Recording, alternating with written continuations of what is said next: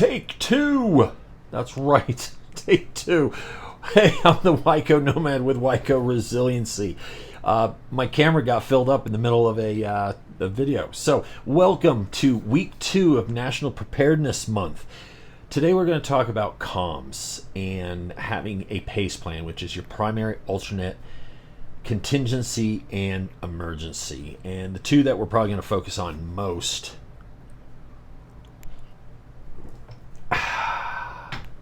can't get away with it. They are going to be your primary and your alternate. Contingency and emergency, we'll get to that probably later on. So, number one, your primary communication plan will most likely be what we call, my microphone wire, the Babylonian rectangles of death. Your cell phone, your iPad, or not iPad, your iPhone, your Android. It's what I'm talking to you, filming you, or what I'm filming myself from. So that's your primary. In the event of a disaster or an emergency, you're going to most likely use your cell phone. You're going to make a phone call. Well, lines are busy, signal's bad. Send a text. A lot of times you can get a text through even though that the voice is not going through. So keep that in mind. That is helpful to know. But if you can't, cell phone towers are down, you just can't get a signal. How are you going to communicate with family, friends? How are you going to get information? Well, my suggestion is obviously ham radio. And with that, honestly, just go with a Baofeng UV-5R Plus. They're around $25 to $30 on Amazon. Get two, they're cheap. Buy one,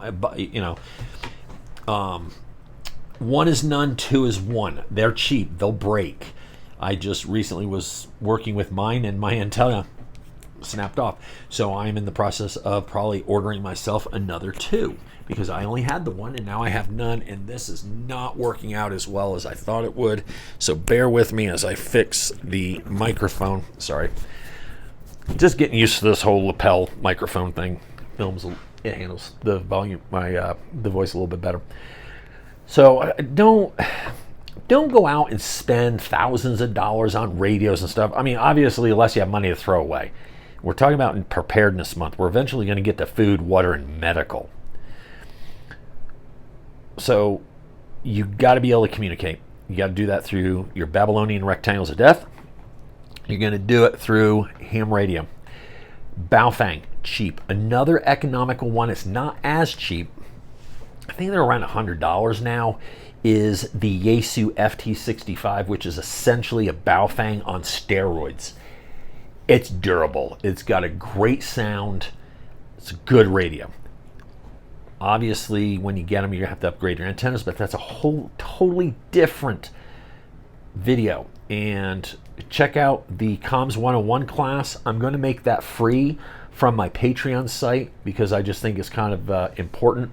So that Comms 101 class will get you through some of the stuff you need, like setting up frequencies and what equipment you need in order to run comms in a disaster relief type situation.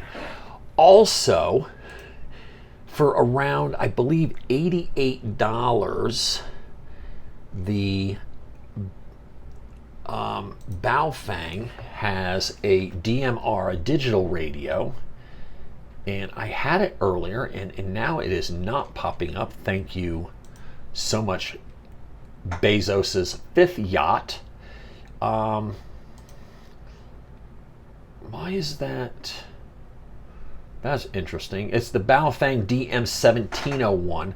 I would have swore they had the 1801, but I could be wrong. I would have swore they had an 1801.